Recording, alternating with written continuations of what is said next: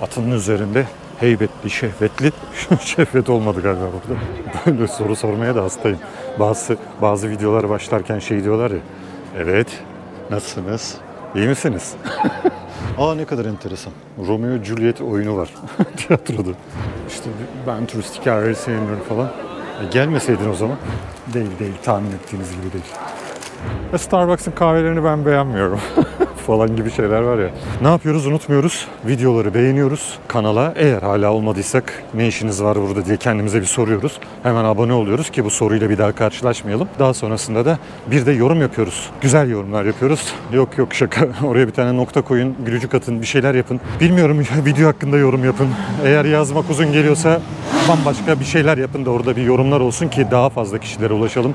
Beğeniler artsın. Kanala abone olan kişi sayısı da artsın ve biz kocaman bir aile olalım. Dediğim gibi amacımız birlikte dünyaları gezmek. Ben Erkut Özen. Verona'dayız.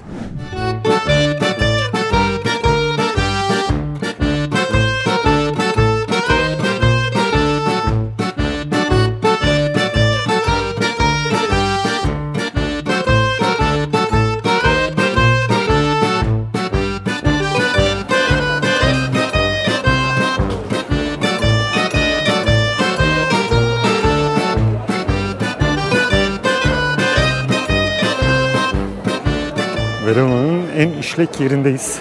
En işlek derken insani bakımdan tabii. Piazza Erbe'deyiz. Burası tam Orta Çağ'dan kalma. Ama Orta Çağ döneminde burası çok fazla kullanılmış bir şehir değil. O yüzden zaten bu Roma kalıntılarını hala bugüne kadar saklamış Verona. Aslında kullanılmış tabii Orta Çağ'da da. O hikayeleri ayrı ayrı anlatırız. Yine turlarda. Burada hikayeye boğmayayım sizi. Şöyle bir gezmeye devam edelim.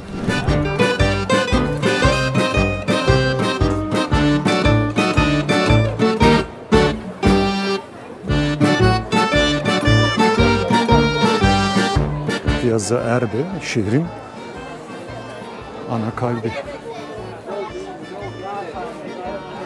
Tabii ki eski şehrin. Yani eski Verona'nın. Burada tabii ki bütün İtalyan şehirlerinde ya da bu bölgedeki birçok Hristiyan şehrinde olduğu gibi kuleler, kiliselerin çan kuleleri ve saat kuleleri tabii. Böyle İtalyan mimarisinin de o dönemki özellikle motiflerinin kullanıldığı nefis binalarla, nefis bir mimariyle süslü.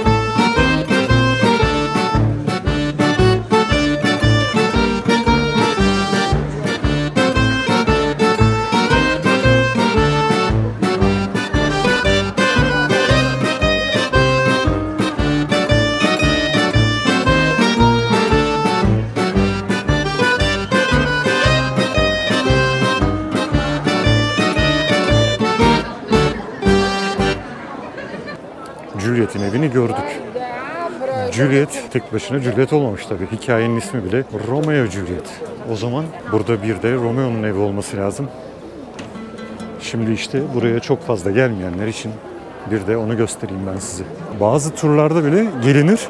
Juliet'in evi gezildikten sonra buraya çok uğranmaz. Uğramayanlar varsa ben de Juliet evini madem gösterdik, orada gidip tam bir pagan ayini gibi Juliet'in heykeline dokunduk. Şimdi de nereye gidiyoruz? Romeo'nun evine.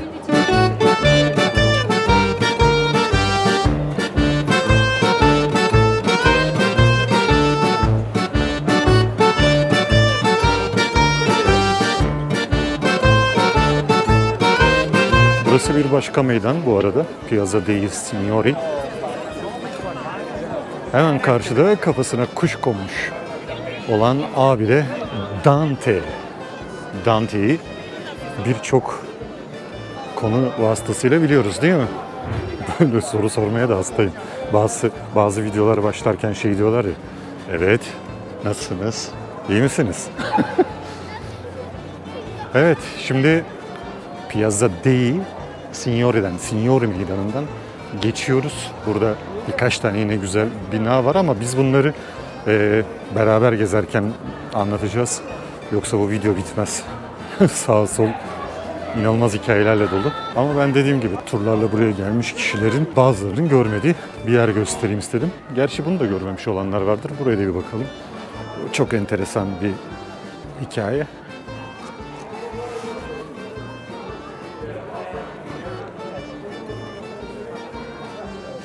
Hadi gelin bir yere gidiyoruz dedik madem. Romeo bizi bekler. İşte burası da Romeo'nun evi. Juliet kadar şanslı değil. O ev kadar, o evin sahipleri kadar ya da o evin işletmecileri kadar şanslı değil. Ama Casa di Cagnolo, Nogarola Romeo'nun evi olarak biliniyor.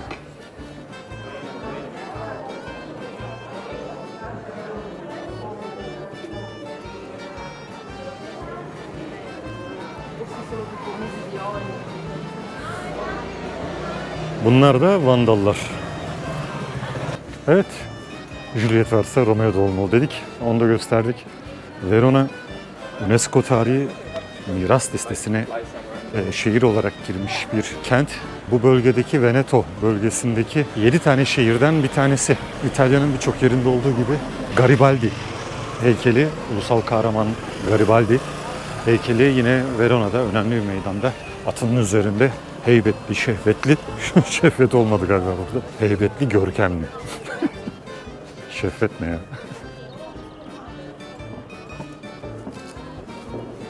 Evet. Juliet, Romeo. Bu hikayenin geneliyle ilgili bir şeyler anlatacağım size. Hani neden burası? Neden İngiltere'deki bir hikayeye konu oldular? Oldular mı? Gerçek mi? Juliet gerçekten orada mı yaşadı? Güzel hikayeler, güzel masallar tabii. Ama her masalda gerçek değildir.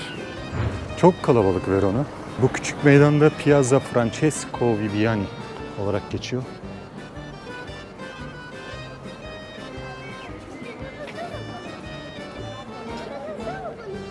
Her taraf gördüğünüz gibi meydan dolu. Ve Teatro Nuovo, yeni tiyatro. Eski tiyatroda olmalı diyeceksiniz. Var. Eski tiyatronun da özellikleri bambaşka. Ama eskiyle yeni birçok şehirde biliyorsunuz kiliselerde de var. O eski kilise, yeni kilise. Sadece yeni olanın bir diğerinden sonra yapılmış olmasından kaynaklanıyor. Yoksa daha başka özellikler getirdiği için değil. Böyle ilgili gruplar da var. Bunları yaklaşık bir saat önce gördüm. Yine karış karış geziyorlardı. Tamamen şehir turu aslında böyle yapılır ama tabii ilgilenen kişilerle alakalı bir şey bu. Herkesin de ilgisini çekmek zorunda değil. Ama şeyde katılmıyorum. Ay ben işte neyse hadi tamam konuşmayacağım. Aa ne kadar enteresan. Romeo Juliet oyunu var tiyatroda. Romeo Juliet'ten illallah geliyor. Kafeye oturuyorsunuz Romeo Juliet. Sokaklardaki birçok hediyelik eşya satan dükkanlar Romeo Juliet objeleri satıyor. Romeo Juliet'in dışında Verona'da bir de güzel ne derseniz sokaklardaki köpeklere hasta olursunuz. Özellikle İtalyanların köpek cinslerine olan merakından dolayı çok farklı köpekler de görüyorsunuz. Şimdi biraz önce çıktığımız meydan, daha sonrasında düz devam edeceğiz. Bakın o kule buradan da gözüküyor. Erbe Meydanı'nda kalabalık. Juliet'in evine kadar çok yoğunluk gösteriyor. Köprü trafiği gibi. Artı arenaya doğru olan, şimdi arenaya doğru götüreceğim ben sizi. Oraya doğru olan bölgede de yine ciddi bir kalabalık var. Özellikle yürüyüş yolunda.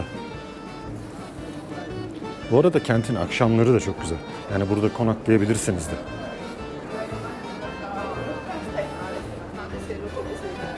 Aperol Spritz de tavana vurmuş buradaki merak. Yani eskiden de çok içilirdi de bu kadar artık her yerde lahmacun söyleyip yanında Aperol içenler görüyorum.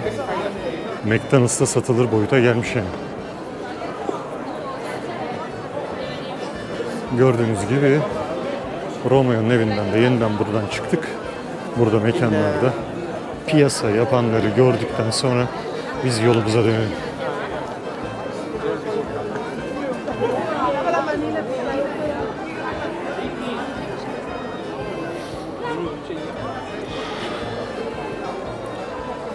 Şehirleri gerçekten iyi gezebilmek için hani turistik yerler görülmemeli diyenlere hiç katılmıyorum.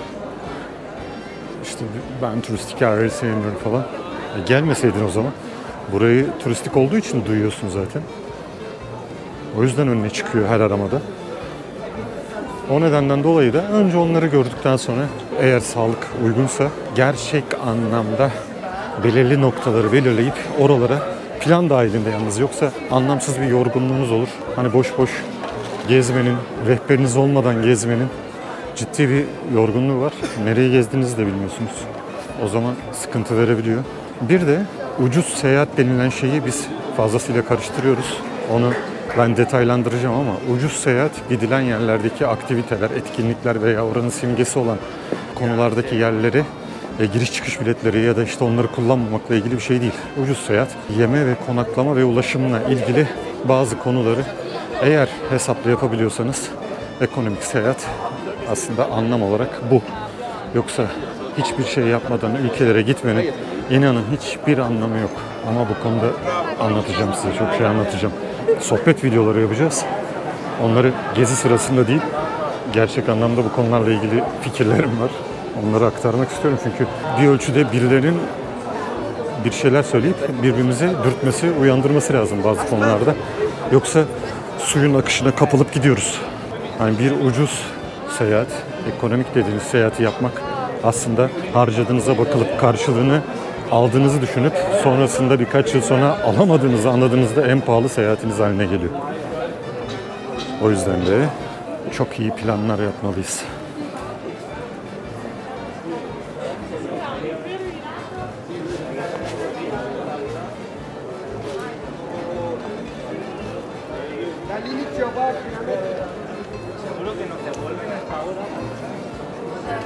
Ben şu sosis köpeklerden mi olsam? Nasıl anlamıyorsam konudan. Sosis köpek. İsmi vardır herhalde. Anlayanlar varsa aşağıya bir yazsın. Ya da böyle yavrulayan sosis köpeği olan varsa talip olabilirim.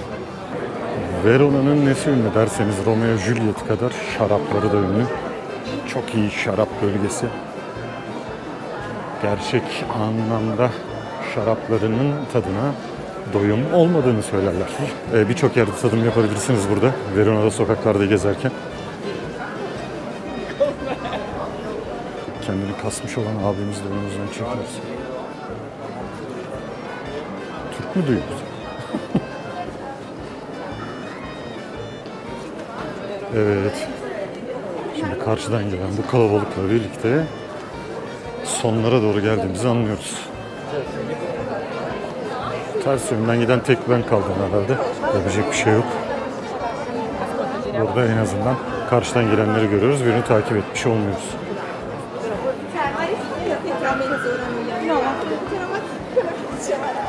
Hava bugün kapalı. Yağmur yok. Verona yağmurluyken de çok güzel bir kent. Ama çok sıcak. Çok sıcak.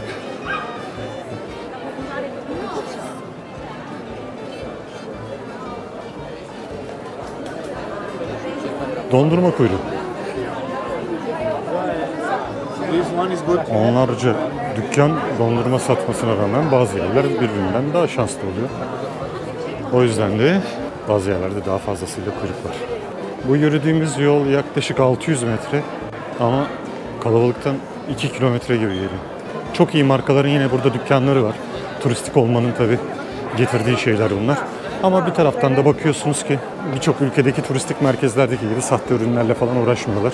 Bir de bizim ülkemize göre birçok şeyin turistik olmasına rağmen belirli bölgelerde, belirli yerlerde ucuz olduğunu tekrar belirtmek istiyorum. Bakalım ne yiyeceğiz.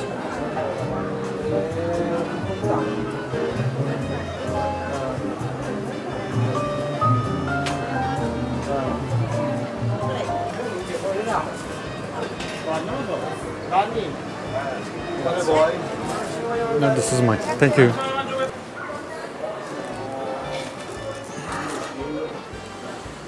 Bakalım ne almışız. Oh, çok yoruldum, çok. Çok yoruldum bugün.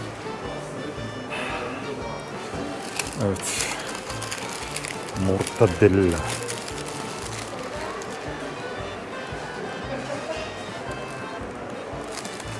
Değil, tahmin ettiğiniz gibi değil.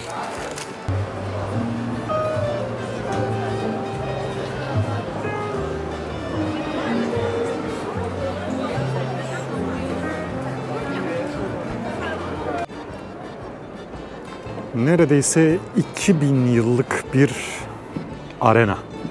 Gerçek bir arena, gerçek bir Roma arenası. Bulunduğu yerde Verona'nın tam kalbi denilecek yer.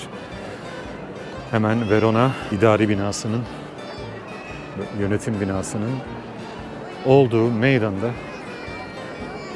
arena meydanında nefis bir görüntü veriyor. Bu 2000 yıla yaklaşan tarihiyle bir Roma arenasının gerçek hali. Tabii ki onarımlar geçirmiş, tabii ki eklemeler yapılmış. Ama özellikle dediğim gibi Orta Çağ dönemindeki bazı girişimlerle bozulmadığı için bugüne kadar böyle sağlam gelmiş. Çok fazla etkinlik ve aktivite yapılıyor burada. Ve onlara da eğer burada Verona'da olursanız katılmanızı şiddetle öneriyorum. Gerçek bir efsane burası. Ve gerçekten gladyatörlerin dövüştüğü öyle bir arena. O amaçla kullanılmış bir arena. Ve daha sonrasında unutulmuş, gitmiş.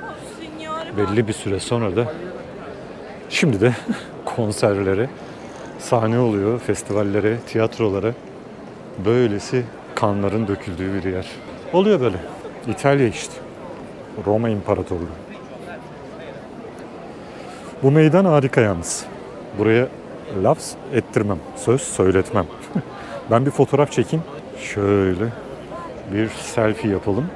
Tek başına olmanın da kötülükleri bunlar oluyor tabii. Fotoğrafımızı çeken yok. Kendi başımıza fotoğraflar alıyoruz. Deli gibi de gülüyoruz tabii. Enteresan. Çok keyifli restoranlar var burada. Gönül rahatlığıyla oturabilirsiniz. Aşağıdaki belirli yerlerdeki mesela Piazza dei Signori'deki bazı mekanlar çok pahalı. İşte hemen o yol üzerindeki yine bazı mekanlar yine çok pahalı. Artı oturduğunuz için ekstra 5 ile 7 euro arası ya da daha fazla olan yerler de vardır bilmiyorum ama en son 4 kişilik bir masaya 7 euro ekstra hesap gelmişti. Bazı yerlerde kişi başı alınan yerler de var. Kahvedeki olayı zaten biliyorsunuz. Birçok kafede bu zaten geçerli. Ayakta içiliyor. İtalyanlar bizim gibi kahveyi böyle long uzun dönemli değil şat gibi espressolarını içip gidiyorlar ayakta. Bu yüzden de oturanlardan para alınıyor. Aslında fena bir uygulama değildir. Belki de bizim gibi ulusların Starbucks'ı çok sevmesinin nedeni İçeride istediğimiz kadar oturmaktır. Yani sömürüyoruz yani en azından elektriğini, suyunu, tuvaletini, internetini. Sonra da Starbucks'ın kahvelerini ben beğenmiyorum falan gibi şeyler var ya.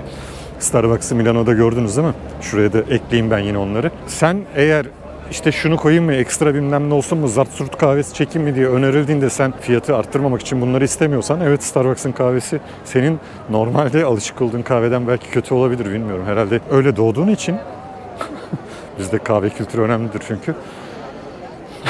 Neyse yine ya nefret edeceksiniz benden bak. Bazen boş yapıyoruz, çok fazla boş yapıyoruz.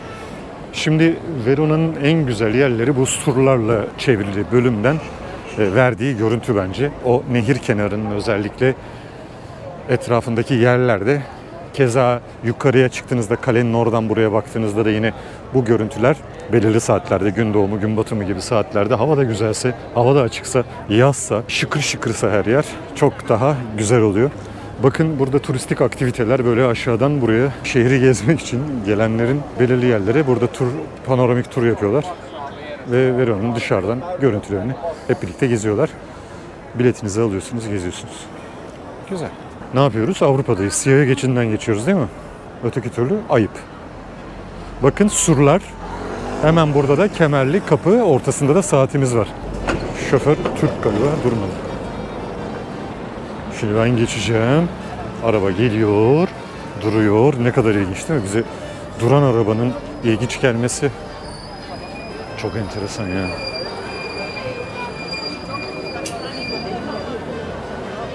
Bu adamlar iyi bizim ülkeye hani turist olarak geldiklerinde vallahi hayatta kalıyorlar yani. Bravo. Bence günlerce karşıdan karşıya geçemiyorlardır ışıklar olmayan bir yerde.